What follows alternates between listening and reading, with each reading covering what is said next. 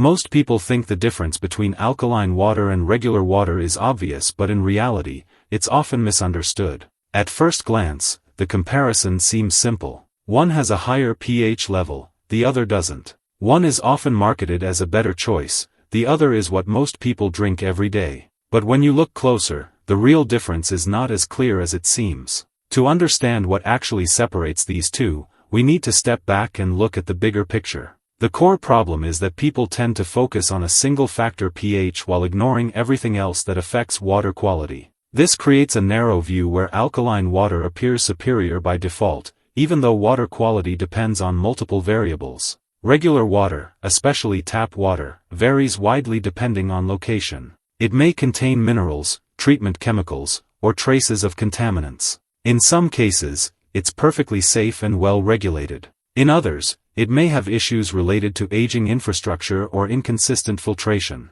Alkaline water, on the other hand, is defined by its higher pH level, usually between 8 and 9. This can occur naturally or be created through a process like ionization. That's where the water is separated into acidic and alkaline components using an electrical charge. But here's where things get important. The pH level alone does not define the overall quality of the water. Water is not just about acidity or alkalinity. It's also about what's dissolved in it: minerals, metals, residues, and other elements that can affect both taste and safety. Two samples of water can have the same pH and still be very different in terms of quality. This is where many comparisons fall short. When people switch from regular tap water to alkaline water and notice a difference, it's often because they're also changing other factors at the same time. For example, many alkaline systems include filtration steps that remove impurities. So the improvement may come from cleaner water, not necessarily from the higher pH.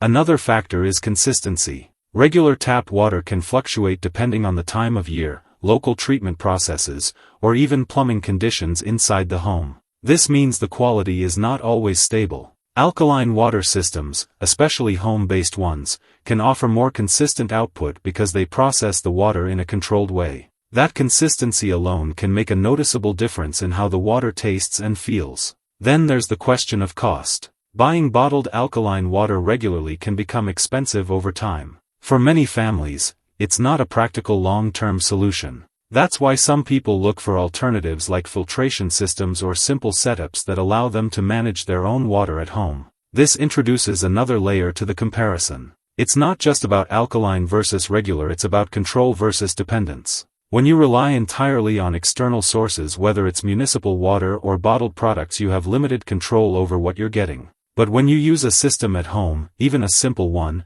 you gain visibility and influence over the process. You can see how the water is handled, what materials are involved, and how consistent the output is. This shifts the focus away from labels and toward structure. So instead of asking, which water is better, a more useful question becomes, which setup gives you more reliable, predictable water? That's where the real difference starts to show. There's also a common misconception about how alkaline water interacts with the body. Some claims suggest that drinking alkaline water can significantly change your internal pH levels. In reality, the body regulates its pH very tightly, especially in the blood.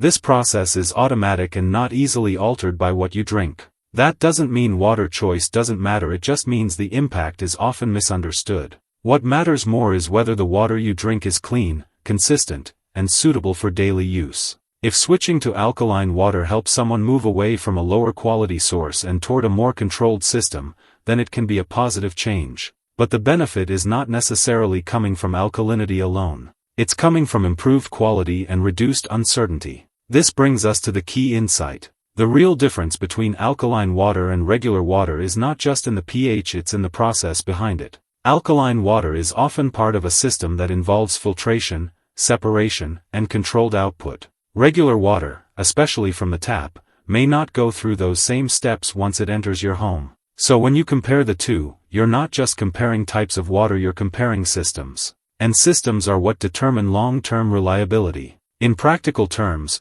this means that improving your water doesn't always require chasing a specific label. It may simply require understanding your current setup and making adjustments that give you more control over quality. That could be as simple as using a filter, inspecting your plumbing, or learning how different processes affect what comes out of your faucet. In the end, the goal is not to find a perfect type of water, it's to reduce uncertainty and make informed choices. Because when you understand what you're drinking and how it's being processed, you're no longer relying on assumptions. You're making decisions based on structure. If this helped clarify the difference, consider subscribing for more straightforward breakdowns like this. And if you want to explore how simple systems can change the way your water is handled at home, there's a useful resource in the description that walks through the setup step by step in a clear and practical way.